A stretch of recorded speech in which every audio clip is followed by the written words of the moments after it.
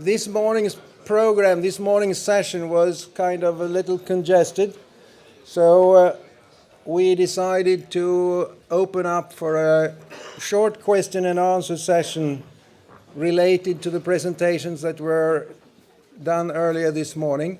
So we'll leave 15 minutes for a question and answer session with the speakers from this morning's session. I think they are all... Graham, you were one of the speakers this morning.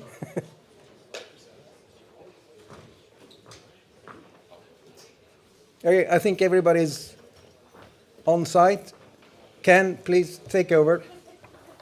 Well, good morning, ladies and gentlemen, and welcome back. We'll open the panel up for to receive questions.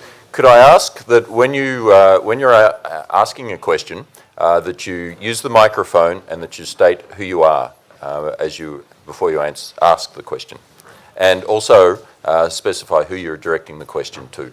Thank you.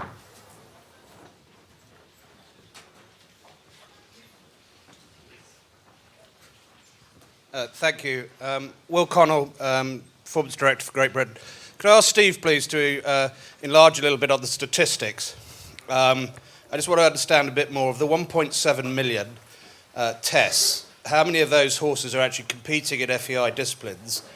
And of the 15%, I think it was, that were using non-steroidals, how many of those are in FEI disciplines or non-FEI disciplines? Do we actually have a statistic of how many people in FEI disciplines in America are using non-steroidals? I can tell you that of the 1.7 million starts, approximately, just through regulation, approximately 65% of our regulation is involved with FEI disciplines and a hunter jumper. I understand hunter's not exactly the same thing as a jumper. Specifically, FEI disciplines is probably at least 50% of our starts. The other disciplines that make up the 28, the breeds and disciplines, are, while they're numerous in association and affiliation, they're not the large numbers that we experience. And I do not have the statistic of those 12 to 15%. They're using non-steroidals, how many of those are in the FEI disciplines.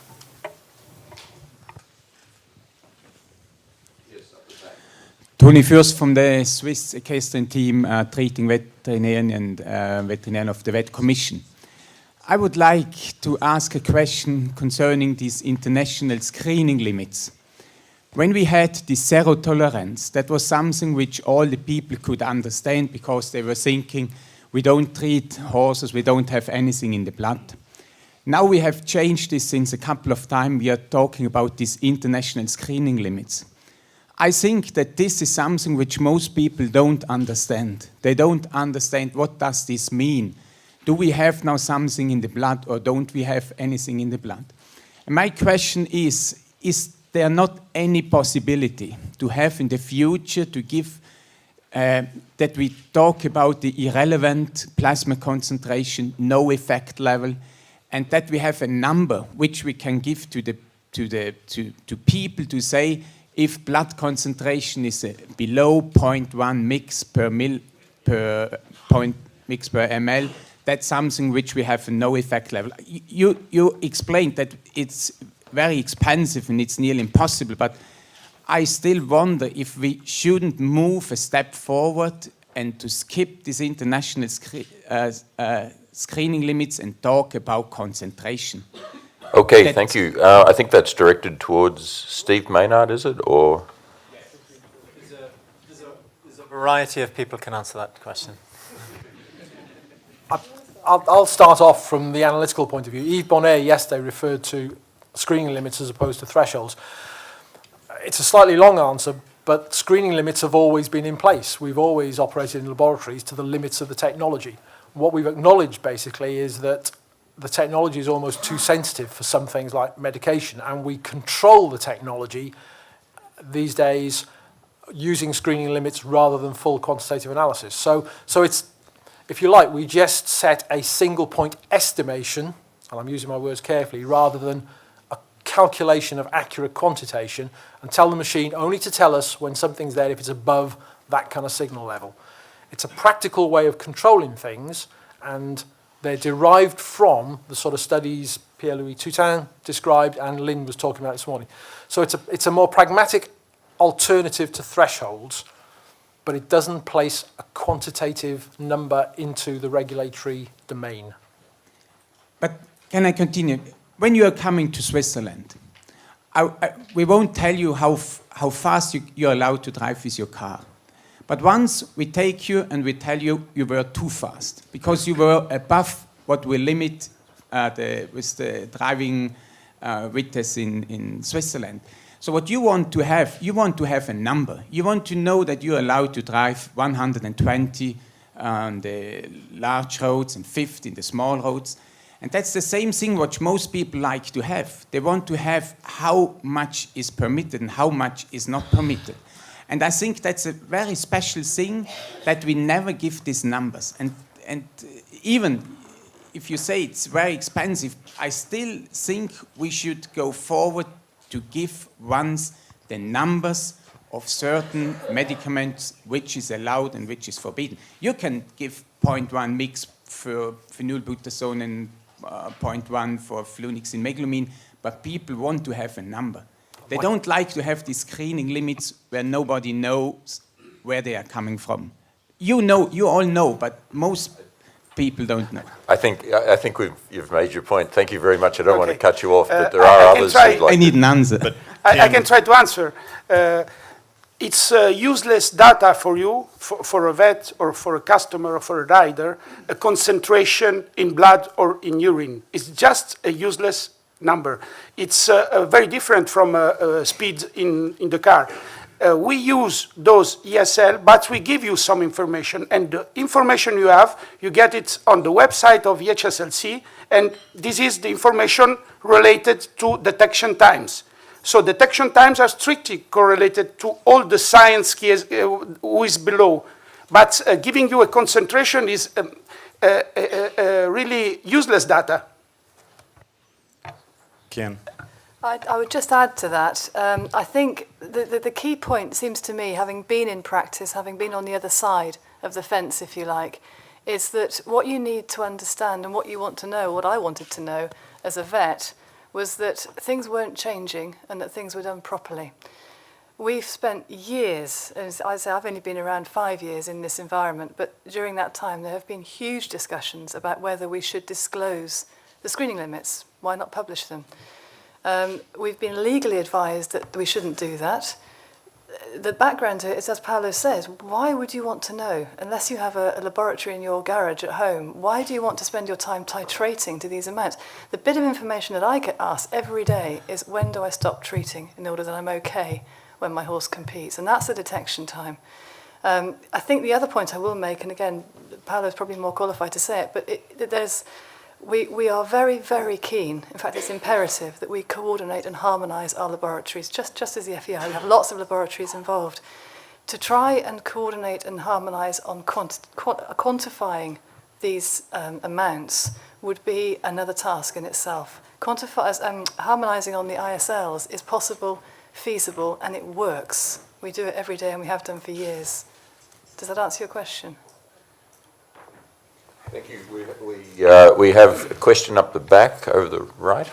Yeah, Tim Morris, British Horse Racing Authority. I thought Dr. Schumacher's presentation of contrast and compare was very useful. I realise you cover a huge range of disciplines, but I think it would be interesting, because we are talking a little bit of apples and oranges, to use the English idiom. We're really talking in racing about the use of non-steroidals of values of 10 to 100 nanograms. But if I understand it right, the allowable amount is 15 micrograms in the US Federation. So leaving that to one side for the positives, of the remaining 15, 20% who show a level, what's a representative distribution of the amounts of non-steroidal, and let's use phenylbutazone as a convenient amount, that's around in horses? are we comparing that to the amounts that might be in other competition horses, in race horses? Can you give any, I realise it would be a distribution, but can you give a clue on that? You're correct. It's going to be a distribution. I can say that for some of the testing that we do, when we detect a non-steroidal, we'll actually put in a category of greater than 5 micrograms, fewer than 5 micrograms. Then obviously in excess of our quantitative restrictive limit by the rule. Looking at that data, I can't give any certain terms, but I would probably place the estimate around 70% of the detection of these non-steroidals for phenylbutazone are around the 5 microgram range. I mean, they hover right around there, but again, it is going to be a distribution curve. Kim. Thank you. Another question down here. Thank you very much. It's Chris House from British Equine Veterinary Association. I've got a question for Stephen as well. I'm afraid he seems to have been in the hot seat there. BIBA have collectively expressed significant concerns about the FEI rule changes on NSAIDs, and our concerns are supported to an extent by data extrapolated from racing. And I think first of all we would go on to say that it is completely accepted that this is imperfect, both in terms of some of the dosages employed in some of those studies, and also the fact it is referring to racing, which is obviously a high-speed sport. However, I think I would make the point that this is the only data that for years we've actually had available, and I think that that's the reason we've relied on it. But we've also gone on to say that for each FEI discipline there should be a scientific evaluation both of the effects of any medication under conditions typical for that discipline, and a risk assessment of the potential dangers, again based on scientific evaluation for both horse and rider for each of those disciplines. Now, I think we are all reassured, at least BIBA certainly are, by the impressive data that USAF have collected for domestic competitions, but we would specifically ask some questions, both to yourself and the panel. And to first of all consider if data referring to top-end sport should be separated from the vast majority of data collected for domestic competitions, where I'm thinking now in terms of the stresses and strains of domestic showing are clearly far less than, for example, the speed and endurance phase of a 3-day event. So that's number one. And you could put it even simpler. Jumping over small fences is considerably different from jumping over Grand Prix and international fences. The second question is, and I would ask this specifically because this has been asked of BIBA on numerous occasions since last November, it concerns about the physiological effects of non-steroidals, particularly in relation to endurance horses. And I think I just want to ask perhaps some general comment about that. There are significant concerns about it. Again, we don't seem to have sound science on that. I'm hesitant to interrupt, but Sorry. would you mind framing a question that the panel can address? I'm just cognizant that we've got a short period of time and a number of people. Okay. And the third question is that where we've concentrated on welfare, I think that there is also a slight concern, or rather perhaps it's been pointed out, that there is an effect on some competitions, particularly dressage has been mentioned specifically on low doses of NSAIDs, and it's considered that this may have a significant effect on the result of competition. Thank you very much.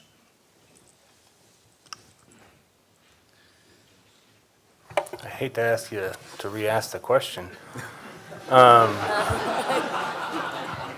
but my understanding is part of the question was to, and correct me, discriminate also between the high-end competition, low-end competitions, and discriminate between the different varieties of competitions that are using the numbers. And I think I mentioned in my presentation that I was talking, the data that I've presented is also slightly imperfect because it was not something we routinely look at, and this is something that just we looked at in the last few weeks, last month or so, and there's a long way to go. And I would like to go further and to break it down by breed, discipline, and get some of the specific information you're interested in, but unfortunately I can't provide that right now. I can say that our average starts being around 20 per year. you're absolutely right that we have different levels of competition, and that also includes horses that may, go to 3 eventing competitions a year, and may also include horses that go to 10 or 12. Beyond that, I can't provide the information at this time, but I think it's important looking at that we're going to have to pursue some greater clarity in what we're seeing in our sport. If I can add to that, racing, some of you are fully aware, was in a situation that they had imperfect data sets a few years ago, and across various jurisdictions they're rectifying that. So it means that they can make evidence-based decisions for their future policies going forward. We're not currently in that position, but it is an aspiration for us, and we would have that top-level data that you refer to that would help us make the appropriate decisions. Now, Professor Hinchcliffe yesterday referred to the gold standard being the field trials, and if we can create the right data collection system, it would give us an ongoing working field trial, which would be of huge value to us. So it's important going forward to be able to put the structures in place to collect all the types of information that racing's been doing very well for the last 2 or 3 years. We've got a question over here. Well, it's actually to help answer a previous question and then make a brief statement.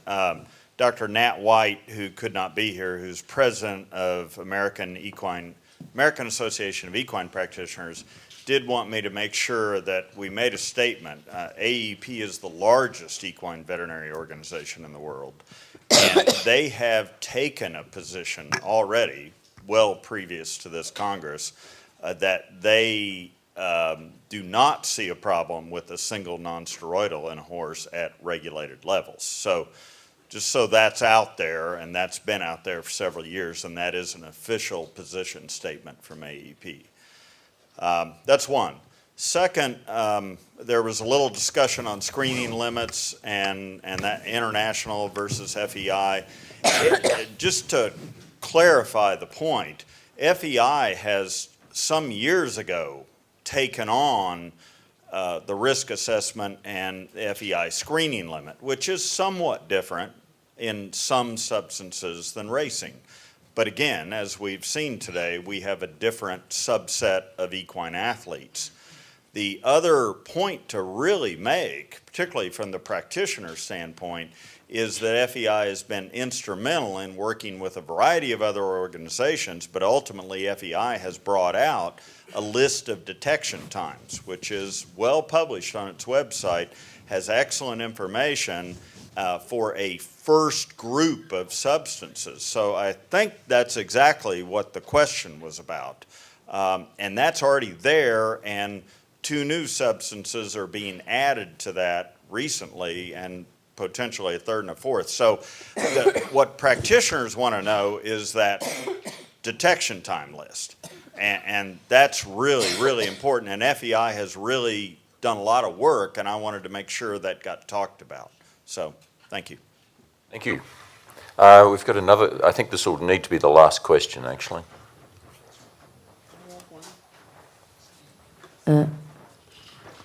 Thank you, Hellstrand, Denmark.